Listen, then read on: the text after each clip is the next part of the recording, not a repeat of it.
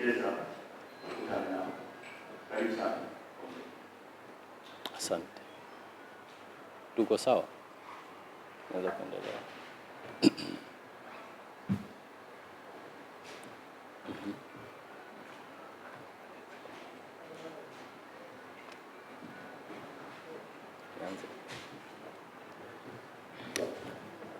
Ndugu waandishi wa habari, nitumie fursa hii kwanza kuwakaribisha katika ofisi za Chama cha Mapinduzi hapa makao makuu White House kwa ajili ya kuzungumza mambo kadhaa. Awali ya yote nianze kwa kumshukuru Mwenyezi Mungu mwingi wa rehema na utukufu ambaye ametujalia uzima. Tumeweza kukutana siku ya leo kwa ajili ya kuzungumza baadhi ya mambo. Na katika mambo ambayo tutazungumza kuna baadhi ya mambo ya kuyatolea ufafanuzi, lakini mengine ni ya taarifa. Kwa tutakuwa tuna mambo kama 4 au 5 ambayo tutayazungumza leo kwa muda mfupi sana ili kila mmoja aweze kuendelea na majukumu. Jambo la kwanza, nitumie fursa hii pia kumpongeza Mheshimiwa Rais na Mwenyekiti wa Chama cha Mapinduzi Mheshimiwa Dr. Samia Suluhu Hassan kwa kuendelea kuliongoza taifa katika misingi ya umoja, amani, upendo na mshikamano, lakini kuendelea kuchukua hatua mbalimbali ambazo zinasaidia katika kuimarisha hali nzuri katika taifa letu. Lakini jambo nalopenda kulisema la kwanza ni kuhusiana na taarifa ya tume ya uchunguzi ambayo tulipokea ripoti yake. Kwanza kabisa, Chama cha Mapinduzi kinapenda kuchukua fursa hii kuzungumzia kwa ufupi taarifa ya tume ya uchunguzi. Chama cha Mapinduzi kilipokea taarifa hiyo kwa uzito mkubwa, ikizingatia kwamba mojawapo ya malengo ya kazi ya tume ni kuliponya taifa letu kutokana na yaliyotokea tarehe 29 mwezi wa 10 mwaka 2025, lakini pia kuimarisha umoja wa taifa na mustakabali wa nchi yetu kwa kizazi cha leo na vizazi vinavyokuja. Lakini sambamba na hilo, Chama cha Mapinduzi kinachukua fursa hii kumpongeza kwa dhati mwenyekiti wetu na Rais wa Jamhuri ya Muungano wa Tanzania Mheshimiwa Dr. Samia Suluhu Hassan kwa kuunda tume hii muhimu kwa mujibu wa sheria za nchi yetu, sheria ya tume za uchunguzi sura 32 ya sheria za Tanzania. Lakini pia tume imefanya kazi yake kwa uhuru, kwa weledi na uzalendo wa hali ya juu. Tunampongeza mwenyekiti wa tume Mheshimiwa Jaji Mkuu mstaafu Mohamed Othman Chande na makamishna wake wote ambao wameifanya kazi hii kwa weledi mkubwa. Chama cha Mapinduzi kinapenda kuwashukuru Watanzania kwa kujitokeza kwa wingi kutoa maelezo yao kwa utulivu na ushirikiano mkubwa wakati wa kazi ya tume ya uchunguzi iliyoundwa na Mheshimiwa Rais. Chama cha Mapinduzi kinaunga mkono mapendekezo yote yaliyotolewa na tunamshukuru mwenyekiti na rais wetu Mheshimiwa Dr. Samia Suluhu Hassan kwa kuyapokea na kuwa tayari kuyafanyia kazi. Tunaahidi kwamba Chama cha Mapinduzi kitatoa ushirikiano wa hali ya juu na kitawashawishi Watanzania wengine wote kuunga mkono hatua hizi ambazo zinapelekea umoja, upendo na mshikamano katika taifa letu. Chama cha Mapinduzi kinaamini kwamba njia sahihi na muhimu ni maridhiano. Tunazingatia kwamba ili kufikia hatua hiyo lazima upelelezi ufanywe ili kubaini kwa kina vitendo vilivyosababisha ghasia na uvunjifu wa amani tarehe 29 mwezi wa 10 2025. Vilifanywa pia na nani na kwa malengo gani na nani awajibishwe kwa fujo ambazo zilitokea. Kama chama tutakwenda kushirikiana na wadau mbalimbali kuhakikisha taifa letu linakuwa moja.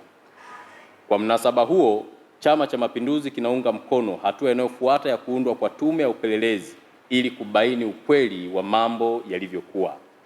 Chama cha Mapinduzi kiko tayari kufuatia njia ya maridhiano ambao kwa mujibu wa tume itachukua mfumo shirikishi kwenye kila ngazi ya jamii yetu ili kuweza kufikia lengo husika. Lakini baada ya utangulizi huu, nina baadhi ya vitu ambavyo ninapenda kuvitolea ufafanuzi. Jambo la kwanza ni swala la katiba mpya.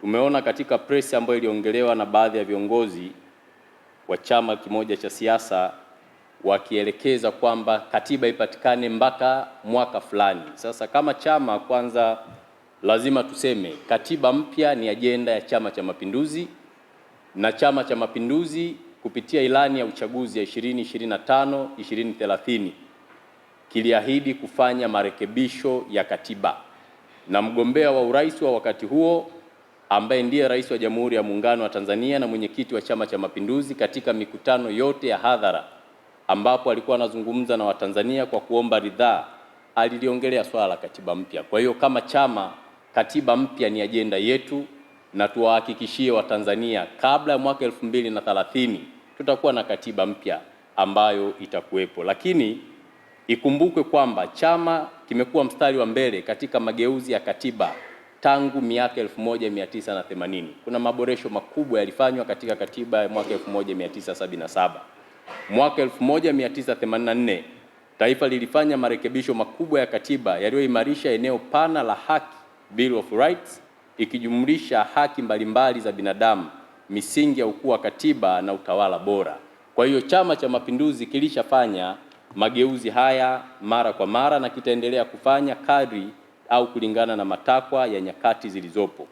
Tangu wakati huo, mageuzi ya katiba yamekuwa mchakato endelevu hadi kufikia mwaka 2011 ambapo serikali ya CCM ya awamu ya 4 ilipitisha sheria ya mabadiliko ya katiba, kuunda bunge la katiba na hatimaye kupatikana kwa katiba inayopendekezwa, ambao mchakato wake ulikwama na waliokwamisha walikuwa ni vyama vya upinzani wenyewe kwa kususia mchakato huu.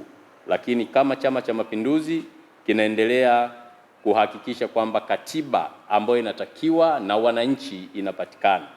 Lakini katika katiba lazima tujue kwamba katiba sio mali ya chama cha siasa. Katiba ni mali ya Watanzania wote. Na katika mchakato huu lazima wadau mbalimbali wahusishwe, wakiwemo wanasiasa, viongozi wa dini, wananchi wasio na vyama, wadau wa kawaida, ili kupata katiba ambayo itakuwa na maoni ya wananchi kwa ujumla. Sasa inashangaza unapoona kwamba baadhi ya vyama wanapoongelea mabadiliko ya katiba, wao wanaangalia ajenda moja tu ya uchaguzi, lakini katiba imebeba mambo mengi ya msingi ambayo yanaweza kulivusha taifa katika maeneo mbalimbali. Hivyo ninachotaka kumaanisha hapa ni kwamba katiba ni mali ya Watanzania, sio mali ya chama cha siasa. Katiba ni ya wote, hivyo lazima wadau washirikishwe katika kuhakikisha tunapata katiba ambayo itakidhi mahitaji. Lakini katika ilani ya uchaguzi kama ambavyo nimezungumza, imo na kufikia 2030 tutakuwa tumeweza kupata hilo jambo la katiba katika maeneo ambayo tunadhani au Watanzania wanadhani ni maeneo ya kuweza kuyaboresha au kuyafuatilia mkazo. Lakini jambo lingine nalopenda kulizungumza katika ajenda ya maridhiano. Kama chama tunaamini katika maridhiano, na maridhiano haya sio mara ya kwanza kufanyika au kutokea katika nchi yetu. Katika nyakati ambazo kelele na tofauti za siasa au kijamii na itikadi zinapoongezeka, jambo moja hubaki kuwa la msingi kuliko yote: hatima ya taifa haiwezi kujengwa juu ya misimamo mikali, bali juu ya uwezo wa kukaa pamoja na kusikilizana. Lakini Chama cha Mapinduzi kinaamini kuwa pale ambapo mazungumzo yanapopewa nafasi, migogoro inapungua, taasisi zinaimarika na maendeleo yanapata mizizi imara, hasa katika kuwatumikia wananchi. Ni katika muktadha huu tunatoa wito wa kushirikisha makundi yote: vyama vya siasa, viongozi wa dini, asasi za kiraia, vyama vya wafanyakazi, sekta binafsi, viongozi wa kimila, wananchi na wadau wa maendeleo katika mazungumzo na maridhiano, kwa sababu baadhi ya watu wanaamini kwamba maridhiano ni baina ya vyama vya siasa. Hapana, ni mambo ambayo inabidi yazungumzwe kwa upana wake, na nchi yetu ina vyama zaidi ya 18. Maana yake vyama hivyo vina uwezo wa kushiriki na kuweza kuridhiana katika maeneo ambayo tunaona yana msingi huo. Tunasema hivyo tukitambua hawa si wadau wa pembeni ambao nimewaorodhesha. Hawa ndio wabebaji wa uhai wa taifa. Wanapochagua kuweka maslahi ya nchi mbele badala ya maslahi binafsi, wanakuwa si tu sehemu ya suluhisho, bali injini na mustakabali wa kudumu katika amani ya taifa letu. Kupitia falsafa ya Mheshimiwa Rais Dr. Samia Suluhu Hassan ya 4R, maridhiano, ustahimilivu, mageuzi na ujenzi upya, imefungua dirisha la historia ambalo halipaswi kupuuza. Sote tunafahamu kukubali kuzungumza si ishara ya kushindwa, ni ishara ya ukomavu wa kisiasa na busara ya kiuongozi. Mazungumzo si mbadala wa ushindani wa kisiasa, bali ni nyenzo ya kuhakikisha ushindani huo haugeuki kuwa chanzo cha mpasuko katika taifa. Ndio maana tunaungana na Mheshimiwa Rais na mwenyekiti wa Chama cha Mapinduzi kwa kuonesha dhamira njema na ripoti ya tume ambayo imetolewa kuhakikisha kwamba katika mapendekezo yake kunakuwa na maridhiano. Kama chama tuko tayari katika mwelekeo huo. Lakini jambo lingine nalopenda kulisema, ni muhimu kuelewa kuwa mageuzi ya kweli hayazaliwi barabarani peke yake, wala kwenye majukwaa ya kisiasa au majukwaa ya lawama, bali katika meza ya mazungumzo ambako hoja hukutana, tofauti huchambuliwa na muafaka upatikana. Chama cha Mapinduzi tunafahamu hata mataifa yaliyofanikiwa kujenga mifumo imara ya kisiasa na kiuchumi yamefanya hivyo kwa kutathmini majadiliano yenye lengo, si mashinikizo kutoka nje au kwa mtu yoyote. Hii haimaanishi kwamba wananchi hawana haki ya kudai mabadiliko, la hasha. Lakini njia ya kudai mabadiliko hayo lazima iheshimu misingi ya amani, utulivu na umoja wa kitaifa, kwa sababu kuna baadhi ya wenzetu, baadhi ya vyama ambavyo haviamini katika mazungumzo, vinaamini katika vurugu, ambavyo mwisho wa siku wanaenda kugharimu maisha ya watu wengine. Nia na siasa za kukamiana, kuonesha nguvu au kujenga mazingira ya hofu kwa wananchi haiwezi kuwa mbadala wa mazungumzo yenye tija. Njia hizo kwa muda mfupi zinaweza kuonekana kama suluhisho, lakini kwa muda mrefu huacha makovu ambayo huigharimu jamii nzima ya Watanzania. Hivyo ni waombe Watanzania tusikubali kupelekwa katika vurugu, bali tukae tuzungumze na kujadiliana kama nchi. Kwa upande mwingine, Chama cha Mapinduzi kinatambua mazungumzo ya kweli yanahitaji zaidi ya kukutana mezani. Yanahitaji nia njema, uaminifu na utayari wa kusikiliza hata pale ambapo hatukubaliani. Yanahitaji ujasiri wa kukubali, lakini pia kushirikisha wananchi kwa ujumla. Leo Tanzania tunayo hiyo nafasi adhimu. Hivyo niombe viongozi wa vyama vya siasa, wadau na wananchi kwa ujumla kuweza kushiriki kwa pamoja ili kuweza kujenga taifa imara. Lakini jambo lingine nalopenda kulitolea ufafanuzi kwenu waandishi wa habari, wakati press imefanyika juzi ya makamu mwenyekiti ndugu yangu na kaka yangu Heche, kuna upotoshaji kidogo aliufanya, ambao upotoshaji huo uliongelea kwamba Chama cha Mapinduzi hakina viongozi mpaka wanaazima viongozi kutoka vyama vingine, jambo ambalo sisi tunajua sio kweli, na ni jambo ambalo tunajua waliongea katika tensheni ambayo hawajajiridhisha. Jambo la kwanza, Jumuiya ya Umoja wa Vijana wa Chama cha Mapinduzi tangu kuasisiwa kwake imekuwa ni moja ya jumuiya ambayo imetoa viongozi wakubwa, wazalendo, waadilifu ambao wamefanya kazi kubwa katika nchi yetu. Na jumuiya hii imepika viongozi ambao leo tunaweza tukasema tunajivunia. Sasa wao walimtaja Mheshimiwa Katambi kama waziri wa mambo ya ndani, wakasema huyu tulimlea akiwa kule Bavicha, na hatimaye Chama cha Mapinduzi wamemchukua, wamempa waziri. Sasa sijui wana uhakika gani kwamba akiwa Bavicha alikuwa wa kwao, sijui wana uhakika gani, kwa sababu siasa ni sayansi, na unapoenda kwenye vita lazima uwe mjanja wa vita ili uweze kushinda nini? Vita. Sasa hilo jambo tunawaachia wenyewe homework. Kwa hiyo hata Heche anapokuwa pale wanaweza kusema huyu ni makamu mwenyekiti wetu, kesho akija huku akawa kiongozi wasije wakashangaa pia, kwa sababu Heche anajua nini na maanisha. Sasa ninachotaka kusema hapa leo, tukiongelea makamu wa rais wa nchi yetu Mheshimiwa Balozi Dr. Emmanuel Nchimbi, ni zao la UVCCM, alikuwa mwenyekiti wa Umoja wa Vijana wa Chama cha Mapinduzi kwa miaka 10. Tunapomzungumzia waziri mkuu Mheshimiwa Dr. Mwigulu Nchemba, ni zao la Umoja wa Vijana wa Chama cha Mapinduzi. Tunapomzungumzia waziri wa ujenzi Mheshimiwa Ulega, ni mjumbe wa Baraza Kuu la Umoja wa Vijana wa Chama cha Mapinduzi. Waziri wa madini Mheshimiwa Mavunde alikuwa mwenyekiti wa vijana mkoa huu wa Dodoma na mjumbe wa Baraza Kuu.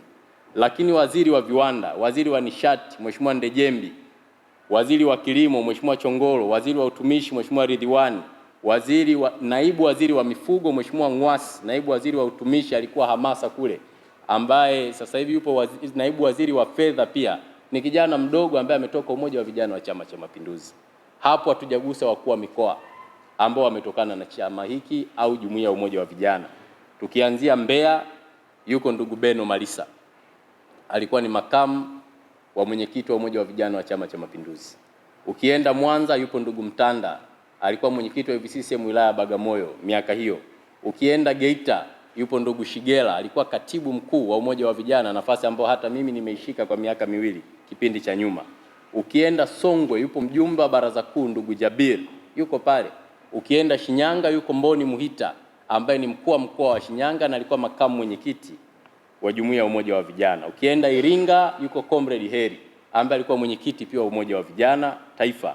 Singida yuko mama yetu pale, mjumbe wa baraza kuu. Ukienda Arusha yupo Mheshimiwa Makala, alikuwa mwenezi, alikuwa muhasibu wa chama hiki na leo ni RC pale, lakini ni zao la umoja wa vijana kwa sababu alishakuwa kiongozi wa vijana. Kilimanjaro yupo mzee wetu Nuruddin Babu, yeye ni mkimbiza mwenge miaka ya 80 huko, lakini ni zao la umoja wa vijana.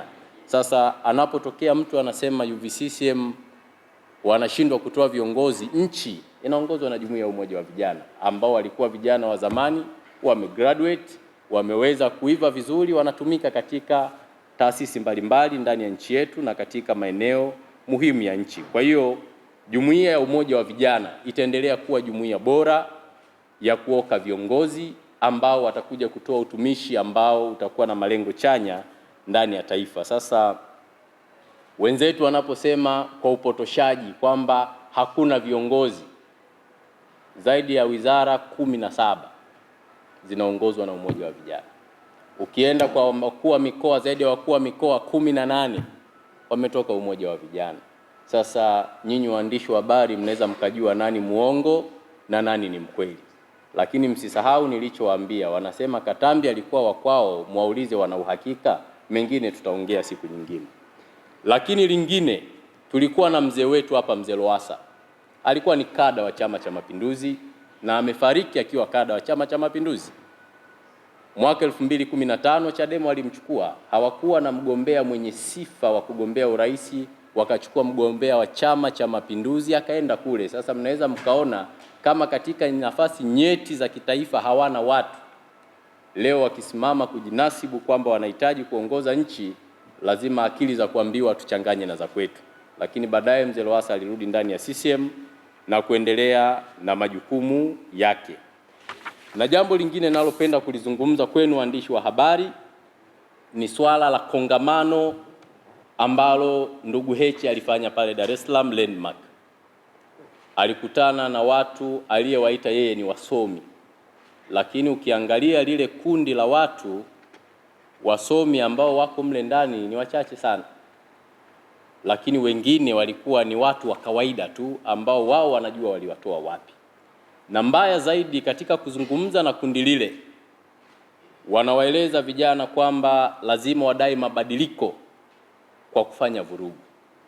Na jambo lililosikitisha, nikiwa na mimi kama mzazi, maana na mimi nina watoto, kitendo cha kutumia lugha zisizofaa ambayo matamshi yale siwezi kuyazungumza hapa, lakini nyinyi kwenye vyombo vya habari mkiangalia YouTube mtaona kauli ambazo baadhi ya mifano zimetolewa na viongozi. Sasa kauli kama zile kwanza sio kauli za kiungwana. Kiongozi aliyestaarabika hapaswi kutukana na matusi. Na ndio maana leo tuna jamii au kizazi cha matusi katika mitandao ya kijamii. Lakini kwa nini matusi hayo yanaonekana ni kawaida? Kwa sababu viongozi wanayaishi matusi hayo katika maeneo yao au katika mihadhara yao. Lakini nitoe wito mmoja kwa vijana wasomi wa nchi hii. Elimu ni jambo la msingi, lakini tunaamini wanazuoni wana maarifa makubwa. Sidhani kama kuna mwanazuoni anaweza kushawishiwa na mwanasiasa akaacha kufanya mambo ya msingi akaenda kufanya mambo ya uvunjifu wa amani ndani ya taifa lake.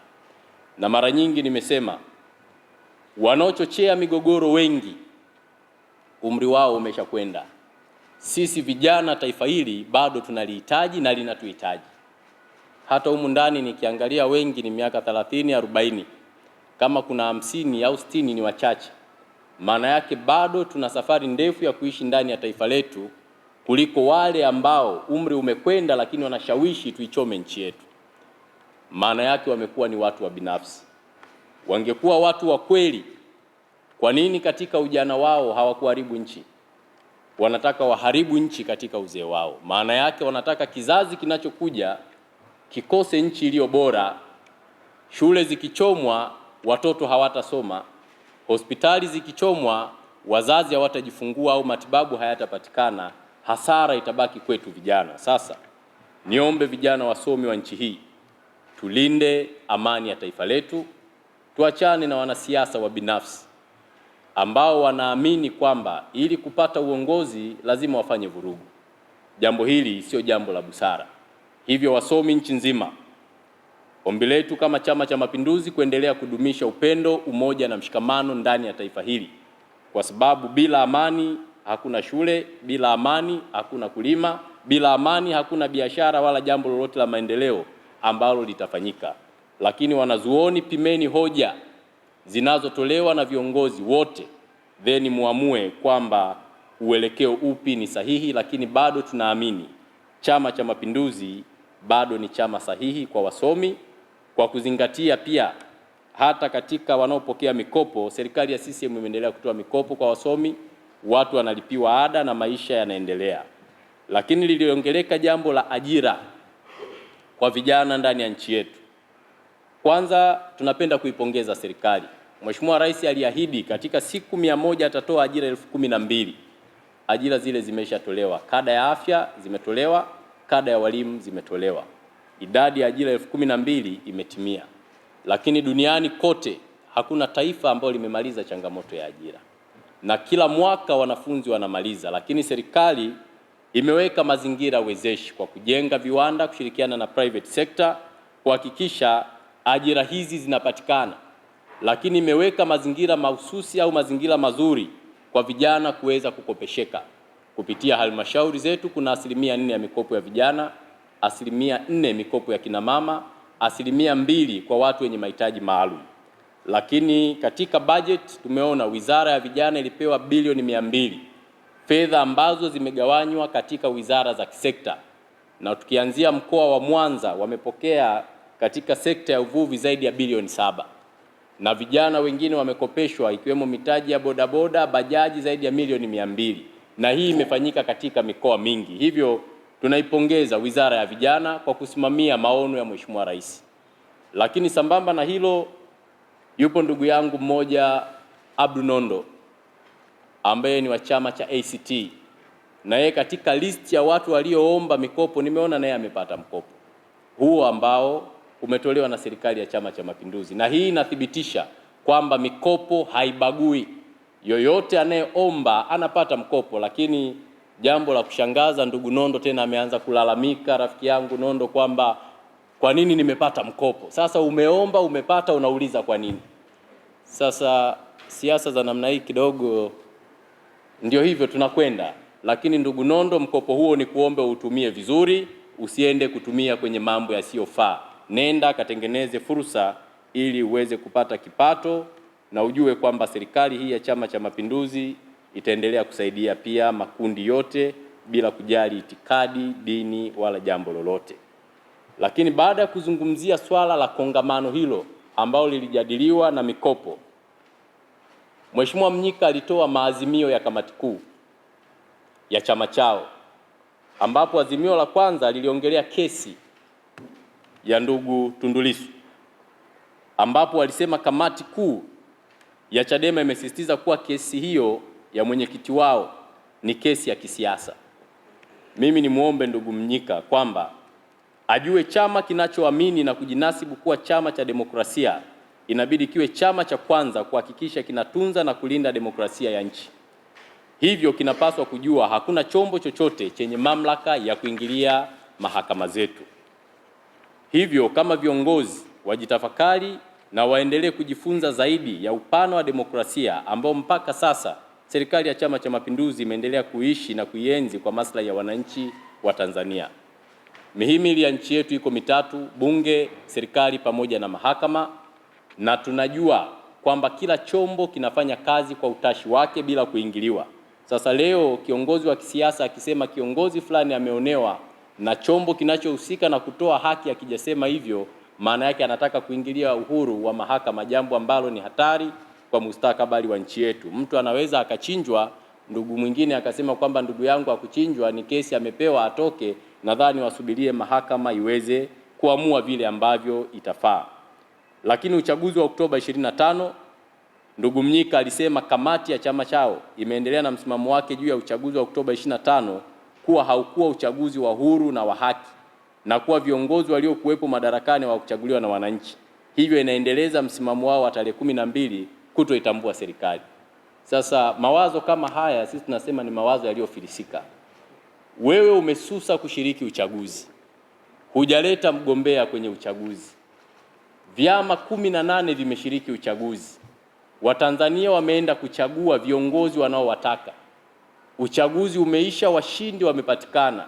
Wewe ambaye ukushiriki unasema huutambui uchaguzi, haukuwa huru na haki. Hukushiriki, unajuaje haukuwa huru na haki? Kwa hiyo unaweza ukaona namna tuna baadhi ya viongozi hawajui nini wanasema. Lakini uitambui serikali, lakini unaiomba serikali katika baadhi ya maeneo humu tutakaoona kwenye hoja zao kwamba tunaiomba serikali ichukue hatua 1, 2, 3. Sasa sijui, nadhani kuchanganyikiwa, lakini tutawalea, tutafika. Jambo lingine ambalo ninataka kulikazia katika hivyo, lazima wenzetu watambue Tanzania kuna vyama vya siasa 19 vilivyosajiliwa na ofisi ya msajili wa vyama vya siasa. Hivyo wao kutoshiriki uchaguzi hakutazuia taratibu za kiuchaguzi kuendelea au kufanyika ndani ya nchi yetu, kwa sababu ni uamuzi wako, aidha ushiriki au usishiriki. Unaamua tu kwamba jamani, leo twende, hapana, wengine watakwenda. Jambo lingine, vurugu za Oktoba 29, hilo nimeshalizungumza nyuma kwamba tume imeshaundwa na sasa tume ya kwenda kuchunguza zaidi na kwenda kukamilika, na tutapata majawabu nini ambacho kipo, na katika hili tumeipongeza tume. Lakini jambo lingine napenda kulizungumza hapa, katika maazimio yao, kamati kuu ya chama chao imeadhimia kuendeleza kuhimiza kuundwa tume huru ya kuchunguza vurugu za Oktoba 29 yenye kujumuisha wataalamu wa ndani na nje. Lilikuwa ni moja ya azimio lao, lakini lazima watambue kama kuna mambo ya ziada ambayo tume ya Jaji Chande haijafanikiwa kuyapata na Chadema wanayajua, basi ninawashauri wapeleke ushahidi na maelezo zaidi katika vyombo vyetu vya uchunguzi ili kurahisisha mchakato huo. Na kama ni muendelezo wa kuamini kuna mataifa ya nje yenye mahaba makubwa zaidi na taifa letu, basi itakuwa wanahitaji zaidi elimu ya geopolitics hiyo imarishe kisiasa, kwa sababu mambo ya ndani lazima tuyajadili ndani, na ndani hatujashindwa kujadili mambo yetu ndani. Lakini waliongelea swala la pole kwa wahanga. Hili Mheshimiwa Rais alipopokea tume alisema na tume ilipendekeza. Kwa hiyo tunawashukuru pia wao Chadema kukubaliana na mapendekezo ya tume hii, kwa sababu hii ni moja ya mambo ambayo tume ilitoa mapendekezo na wao wamekuja kuyasema, na Dr. Samia alisema atayachukulia kwa uzito na atayafanyia kazi. Swala la katiba mpya nimelizungumza kwa kina kwamba Chama cha Mapinduzi kupitia ilani ya uchaguzi kimebeba ajenda hii. Mwaka 2011 ajenda hii ilienda mpaka bungeni, wenzetu wakasusa, wakatoka nje, wakakwamisha mchakato huu. Sasa tuwaombe utakapoanzishwa upya wasisuse, kwa sababu tuna wajibu wa kupata mabadiliko ya katiba ambayo ni ya wananchi, sio ya vyama vya siasa. Hilo nadhani liko hivyo. Jambo lingine waliongelea swala la mikutano ya hadhara. Sisi tunawapongeza. Mikutano ya hadhara waendelee nayo, waianze kwa haraka, watatukuta sisi tuko site na tutaendelea kujenga hoja na Watanzania wataamua nani ambaye wanaona anastahili zaidi. Na jambo lingine ni swala la bei ya mafuta waliozungumza, wakitaka iwekwe ruzuku ya 50%. Jambo hilo katika press iliyopita nilizungumza na kutolea ufafanuzi, na ninaamini wataalamu wa uchumi katika hili watashauri vizuri zaidi ili mambo yote yaweze kwenda kwa pamoja. Na jambo ambalo lipo ni kwamba nchi zote duniani bei za mafuta zimepanda. Hakuna nchi duniani ambayo bei ya mafuta haijapanda. Sasa serikali inaliangalia hili jambo kwa jicho kubwa, kuona kwa namna gani inaendelea kukabiliana na haya mambo. Lakini jambo lingine ambalo napenda kuwaambia waandishi wa habari kwamba kuanzia wiki ijayo nitaanza ziara mkoa wa Mara, ziara ya chama kwenda kukagua utekelezaji wa ilani ya uchaguzi, lakini kwenda kuwasikiliza wananchi wetu kama wana changamoto, wana mambo ya kukiambia chama chao, tutakwenda kuifanya kazi hiyo. Kwa hiyo kuanzia tarehe 12 nadhani mpaka 16 tunaweza tukawa tunaanza ziara katika mkoa wa Mara, na tutakwenda kuhitimisha sasa mikoa yote ya kanda ya Ziwa, na kuhamia kanda nyingine. Jambo la mwisho ninalopenda kulisema, kwanza ni washukuru waandishi wa habari, lakini washukuru wa Tanzania kwa niaba ya Chama cha Mapinduzi kwa kuendelea kudumisha misingi ya amani, umoja na mshikamano ndani ya taifa letu. Na nizidi kusisitiza kwamba misingi hiyo tuendelee kuienzi, tuzidi kushikamana, kwani hatuna taifa lingine tofauti na hili. Na tunaona kwenye mitandao ya kijamii watu wanatumia clips au video za matukio yaliyotokea Oktoba 29 kama mtaji wa kisiasa. Sasa hili jambo tunaelimishana mara zote kwamba hakuna mtoto wa mwanasiasa yoyote aliyepata madhara katika mavurugu ya Oktoba 29. Watu wa kawaida ndio waliopata madhara, lakini walioshawishi wanadunda wapo, waliohamasisha wanatembea wapo, familia zao wamepeleka nje, watoto wao wako salama. Sasa tushirikiane wote humu ndani kulinda Tanzania yetu. Wengine wanapotuambia tuvurugane, wao wana sehemu za kukimbilia na kuishi bure. Sisi hapa ndio nyumbani kwetu, tuna wajibu wa kulinda nyumbani kwetu, lakini tuzidi kushirikiana na serikali na kumuunga mkono Mheshimiwa Rais. Dhamira ya Dr. Samia Suluhu Hassan ni njema. Dhamira yake ni kuona taifa linapiga hatua kubwa ya maendeleo likiwa na usalama wa kutosha. Na sisi kama chama tuwahakikishie tuna mwenyekiti na rais ambaye ni imara, yuko vizuri, mchapa kazi, ambaye anatambua Watanzania wanahitaji nini. Hivyo sote kwa pamoja tushikamane katika kuhakikisha tunalinda taifa letu kwa mikono yetu wenyewe. Na jambo kubwa zaidi ni waombe dua kwa Mwenyezi Mungu awasaidie, awabariki na wazidishie, na tuwatakie heri katika majukumu yenu. Itoshe kusema asanteni na tunawashukuru sana. Mungu awabariki.